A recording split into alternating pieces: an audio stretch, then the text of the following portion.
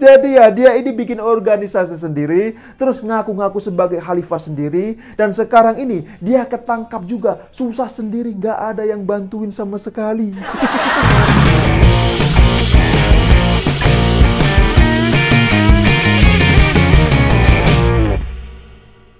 Ya, jumpa lagi dengan saya, Syekh Muhammad. Masih ingat tidak dengan acara konvoi kelompok Khilafatul Muslimin minggu lalu? Hari ini ya, pimpinan kelompok Khilafatul Muslimin Abdul Qodir Hasan Baraja telah berhasil ditangkap oleh pihak kepolisian dari satuan Ditreskrimum Polda Metro Jaya. Kasihan sekali kan. Baru saja ya minggu lalu mereka ini konvoi di jalanan sambil teriak, "Tegakkan khilafah, tegakkan khilafah." Lah kok sekarang pimpinannya malah ditangkap oleh pihak kepolisian coba. Jadi ya ceritanya itu begini, Abdul Qodir Hasan Baraja ini ditangkap di markas kantor pimpinan pusat Khilafatul Muslimin di Lampung sana.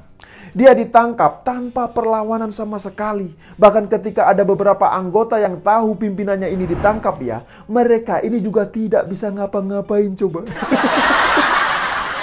Nah sekarang pertanyaannya ya, kalau pimpinannya sudah ditangkap, terus bagaimana dengan nasib umatnya, nasib anggotanya, bagaimana? Siapakah yang akan menggantikan menjadi pimpinan atau istilah kerennya, ini adalah PLT. Kan itu pertanyaannya, benar gak? Coba bayangkan saja ya, bisa-bisanya ya mereka ini melakukan konvoi untuk mengkampanyekan khilafah coba. Coba bayangkan, ini kan parah sekali. Apalagi ya, hal itu dilakukan menjelang memperingati hari lahir Pancasila. Ya padahal sudah sangat jelas bahwa ideologi dan dasar negara ini sudah final. Pancasila, Undang-Undang Dasar 1945, Bhinneka Tunggal Ika dan NKRI ini harus dijunjung tinggi. Lah ini kok bisa-bisanya ada sekumpulan orang gila memakai pakaian jubah serba hijau ingin mengubah ideologi negara dengan sistem khilafah coba. Ya jujur saja, saya melihat gaya pakaian mereka yang serba hijau saja ya, sudah pengen ketawa. Lah gimana nggak pengen ketawa coba? Pakaiannya serba hijau kayak bungkusan lemper isi abon coba. Ya kalau sebelumnya yang HTI ini serba hitam, pakaiannya dan atributnya ini serba hitam, terus setelah dilarang muncullah Khilafatul Muslimin yang pakaiannya ini serba hijau dan putih. Ya namun demikian ya, mau hitam ataupun putih, itu semua hanyalah casingnya saja. Yang jelas ya, tujuan mereka yaitu ingin mendirikan negara khilafah versi mereka. Dan itu jelas-jelas telah melanggar aturan negara kita. Dan bisa jadi khilafah antara versi Khilafatul Muslimin dan khilafah versi HTI ini memang masing-masing berbeda. Nah, sekedar informasi saja, ternyata pimpinan Khilafatul Muslimin Abdul Qodir Hasan Baraja ini adalah seorang residivis. Artinya apa? Artinya dia ini sudah bolak-balik masuk penjara atas beberapa kasus yang berbeda. Ya miriplah dengan Imam Jumbo Rizik Syihab yang juga sering keluar masuk penjara. Ya dalam catatan data yang saya baca ya, pada tahun 1972, Abdul Qodir Hasan Baraja ini pernah mendirikan pondok pesantren Al-Mukmin Nguruki bersama dengan Abu Bakar Ba'asyir dan juga Abdullah Sungkar. Tahu kan Abu Bakar Ba'asyir, dia ini adalah dulunya pernah didakwa terkait dengan kasus terorisme karena terbukti telah terlibat dalam serangan bom Bali. Luar biasa sekali kan. Nah, atas hal tersebutlah kemudian Abu Bakar Ba'asyir ini dihukum selama 15 tahun penjara pada tahun 2011. Nah, balik lagi soal Abdul Qodir Hasan Baraja. Jadi ya, dari rekam jejak perjalanan hidupnya, ternyata pada tahun 1979, Abdul Qodir Hasan Baraja ini pernah dihukum penjara selama 3 tahun penjara atas kasus teror Warman. Nah, tidak lama setelah itu, atau tepatnya pada tahun 1985, Abdul Qodir Hasan Baraja pun kembali ditangkap oleh pihak kepolisian atas kasus pengeboman di Jawa Timur dan juga Borobudur. Luar biasa parah sekali kan. Dan atas kasus itulah kemudian dia dihukum selama 13 tahun penjara. Luar biasa sekali kan bocah tua nakal ini. Nah kemudian ya pada tahun 1997 Abdul Qodir Hasan Baraja juga diketahui mendirikan Khilafatul Muslimin yang mana dia sendiri adalah khalifahnya atau pimpinannya.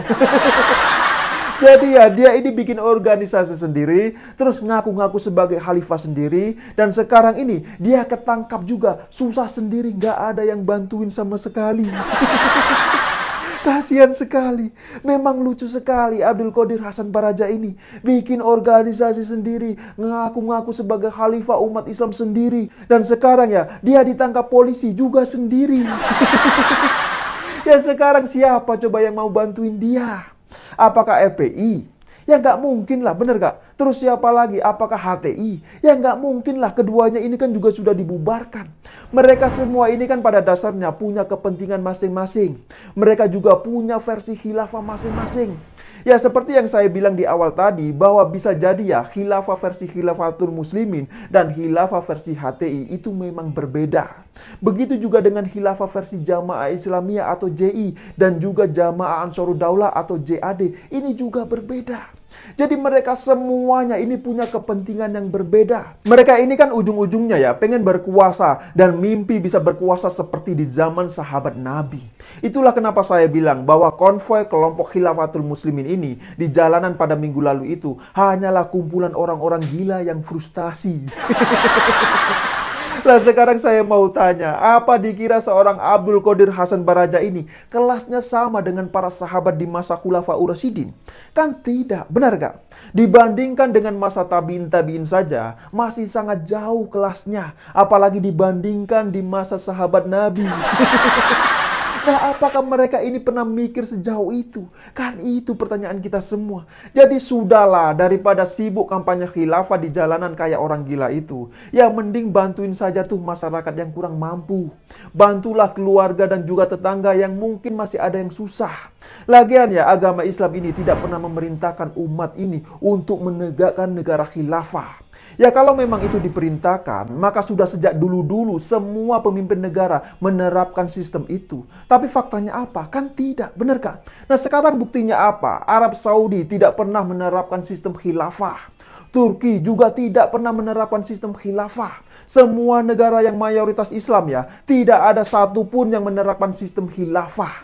Terus kenapa ada sekelompok orang gila yang ngebet ingin menegakkan khilafah di Indonesia? Kan itu pertanyaannya. Coba ada yang bisa jawab, Pak. Nah, kemudian yang terakhir ini, pada tahun 2000 ya, Abdul Qadir Hasan Baraja ikut mendirikan Majelis Mujahidin Indonesia. Jadi organisasi ini memiliki tujuan untuk menegakkan syariat Islam di Indonesia. Jadi ya, dari semua penjelasan saya tadi sudah jelas bahwa orang-orang seperti Abdul Qadir Hasan Baraja ini memang harus ditangkap. Mengapa harus ditangkap? Ya karena gerakannya ini sudah sangat mengancam negara kita. Ya memang sih mereka ini tidak bersenjata, tapi ya senjata yang paling mematikan itu bukanlah senapan api, melainkan akal dan pikiran manusia itu sendiri. Dan kelompok Khilafatul Muslimin ini bergerak melalui kedok pengajian, pendidikan, dan safari dakwah.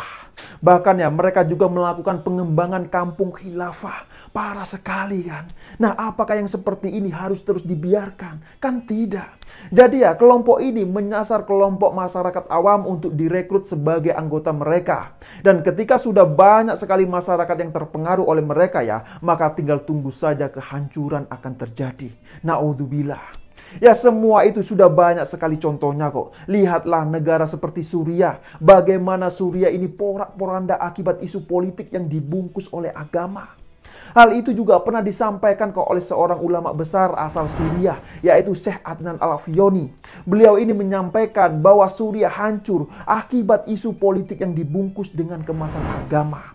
Ya harapan saya sih semoga ke depan nanti ya Indonesia ini akan tetap aman-aman saja. Dan tidak lupa saya ingatkan ya, terus dukung TNI Polri, khususnya ya pihak Kapolda Metro Jaya yang dengan tegas menangkap pimpinan Khilafatul Muslimin Abdul Qadir Hasan Baraja. Ya saya kira demikian dululah opini singkat Okidum kali ini. Tidak lupa saya ingatkan, jaga terus NKRI. Terima kasih buat yang sudah like dan menonton video ini dari awal hingga akhir. Dan sampai jumpa di episode Okidum selanjutnya.